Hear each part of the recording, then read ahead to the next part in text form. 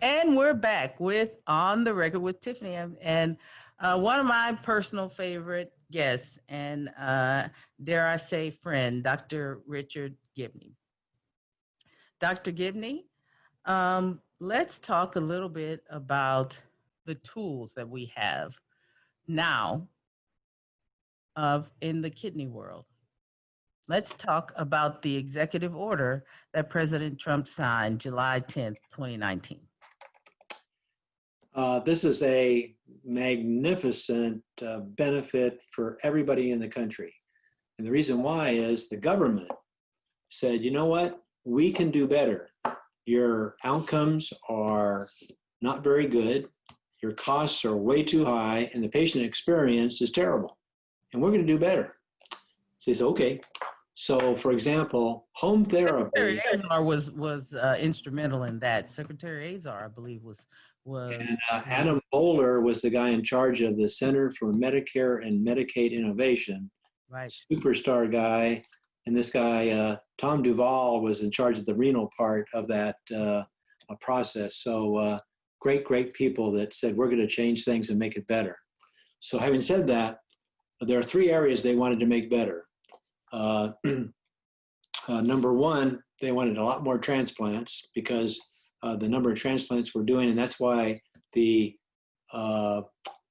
hopefully in the next few years having a implantable artificial kidney will change things forever. Number two was home therapy. And again, in America, we have 10% of our patients, 10% of the dialysis patients are on home therapy, even though everybody agrees that's the best form of dialysis. Only 10% are on it. Correct. Only 10%. Whereas comparing that with foreign countries, Hong Kong, 80% are on home. Okay, are y'all listening to that? 80% are on home dialyzed. They are dialyzed at home.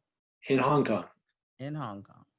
In Australia, Canada, Europe, it's somewhere typically between 30 to 40%. Still so considerably higher than us. Yeah, we're not doing very good. We need to do better. We can do better. And that's what the government said with the executive order. They said, you're going to do better. They gave us incentives. You're going to do better. I mean, thank God. God bless the government. They said, you can do better, and we're going to give you guidelines on how to do it because what you're doing now is not as good as it can be. So God bless them. And then, so it's the transplant, home therapy, and then CKD, the people with either mild to moderate loss of function, you're going to have to do better to decrease the number that go on dialysis because you're not doing a very good job and you can do better. And so let me get this straight. This administration charged healthcare professionals with outcome-based care. Yep. Outcome-based care. Right there, that is a revolutionary idea. Amen. That is something in terms of our healthcare system that we have never seen before this administration made that decision. So in doing this, there's a thing called self-care in-center dialysis. And it's kind of similar to home therapy, but you do it, instead of at home, you do it in-center. And we had tried it in the 70s, and it didn't work very well because we were doing everybody assembly line, full service, and only a couple of people. So it was like, the cultures were not compatible. And so when we did self-care in-center dialysis, copying the people from Jönköping, Sweden, where they've had huge success in Europe, doing this self-care in-center dialysis, the patients obviously love it because they have control. They dramatically improve their quality of life. They dramatically decrease hospitalizations and mortality. They live longer. I mean, this is not a hard sell. The patients in America are bright, smart, and if it's good, they'll do it. And if it's no good, they won't do it. So that's your ultimate judge. And so you look at this and you say, it's a much better deal to have everybody, and this is a transition we're beginning. If everybody's on self-care, then going home is so easy because you're already doing everything yourself. So instead of having to spend 2 months on training to learn how to do home care, you can spend only a week. So dramatic improvement makes it much quick. So this is just a beginning process, but self-care in-center hemodialysis is going to revolutionize the whole process. And we're just beginning that process. So, and it would really prepare people to be able to go home. Now you've had professionals there kind of guiding you. You will be comfortable and ready to go to your house and do this very same thing and resume life, a normal pattern of life. and you can imagine if you crash into the hospital and you have to go on dialysis, and we say, well, why don't you go home? You go, well, wait a minute. I don't know about that. How confident and comfortable are people saying, well, yeah, we can train you, you can go home. That's really a severe transition. Much better to say, you know what, we're going to put you in center on self-care. You'll learn all this stuff, and then you can go home. But I should tell you, it depends on the person because it's such a loving, caring environment in the dialysis unit that some people will say, either because they have bad situations at home or because they live by themselves and they're all alone, they like the dialysis unit because it gives them a place where they can have love and they can have people caring about them with the other patients and the staff that they don't have at home. So because human beings need human contact, and we do find that for a lot of people who are 65 and older, and the average kidney patient is 65, then they don't necessarily have the contact with kids and with extended family and with immediate family that one thinks of. Every family unit is not a nuclear close family unit. Some family units are estranged. So you're exactly right. They need that human contact. COVID-19 has kind of taught us that even within my own office. I have some during my day job, I have employees who live alone, and I make it my business to talk to them because one, I adore them, and two, none of us really realized how much we interact with each other, and only with each other until COVID-19 hit, and we were all kind of in our own little corners. And my folks who are by themselves really felt being by themselves, and the rest of us realized, oh wait, we need to pull this person in and make sure that they get some attention. Absolutely. And so it's that whole question of recognizing patients' abilities and their humanity. Mm-hmm. And in doing that, if you have a staff where it's kind of all the same process, that the staff that are training people to do home dialysis and the staff that are taking care of patients in center are all using the same technique of, we're going to help you. And as I say, here's a good example. Disabilities don't matter to us. So if you're mentally slow, that just means we modify it. If you're got rheumatoid arthritis, quick examples. A lady with really bad rheumatoid arthritis, she can build her machine. Now, how she gets her hands to get the tubing and everything else, she's just committed. She's going to do it. We didn't tell her. She just said, I'm going to do it.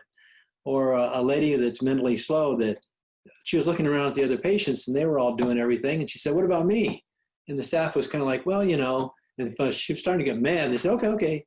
So the staff carefully trained her to pull the needles herself. And then she was happy and joyful because she was doing that. Everybody, just like everybody else, always assume that you can do something to give people power. That's right. That's exactly right. With the process involved with dialysis, everybody feels nervous. Like the first time you see it, it makes you nervous. But the people that are in those dialysis clinics, those nurses, the doctors, they spend the majority of their time trying to put the patient at ease so that they can go through this process. I like what you're talking about because that puts their efforts and the patient's efforts in alignment. The two of between all parties, you can have an amazing outcome for your patient. When I'm giving talks, people will frequently say, well, what about the liability? And I said, it's the opposite. There is no liability. Who do you think cares more about what's going on? So you have an army more about getting that needle in there right. The patient or you, the patient? Correct. The patients that cannulate themselves, they never have a problem. They know how to do it. That's their own body. They do great. Exactly. The same thing with everything else that, and the really nice thing about it is that it's a partnership collaboration. So let's say if the techs that are putting out the disposables put out the wrong thing, the patient will catch that, but not in a way of a gotcha, not a gotcha thing, but it's I'm helping you, you help me. It's mutual love for each other and say, no problem, thanks for catching that.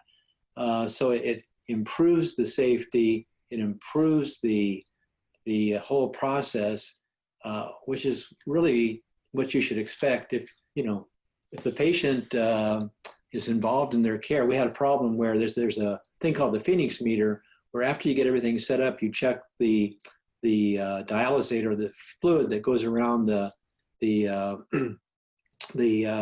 membrane that separates it from the blood to take off all the toxins and just make sure that the conductivity is correct.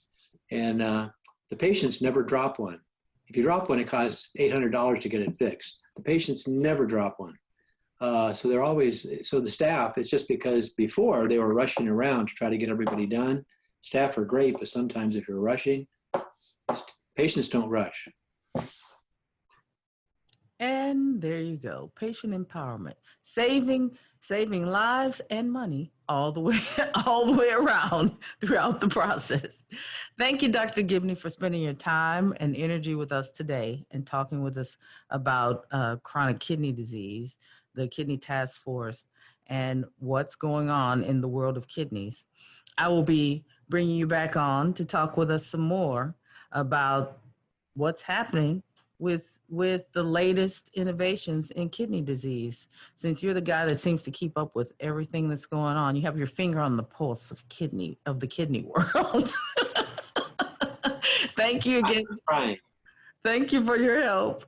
And you all have been listening to On the Record with Tiffany. If you want to know more about chronic kidney disease or ways you can be involved in helping in the kidney community, then go to www.txkidney.org and check out what the Texas Kidney Foundation is doing. We offer free kidney screenings, and you can find out what the very thing that Dr. Gibney was talking about, what your albumin levels are and what your EGFR is, through one of our free screenings. All you have to do is call, text, or go online, and you can find out about your kidney. You can start the process of finding out about your kidney health. All right. You all have a wonderful evening, and wear your mask, social distance, stay safe, and be good Texans. You're listening to On the Record with Tiffany.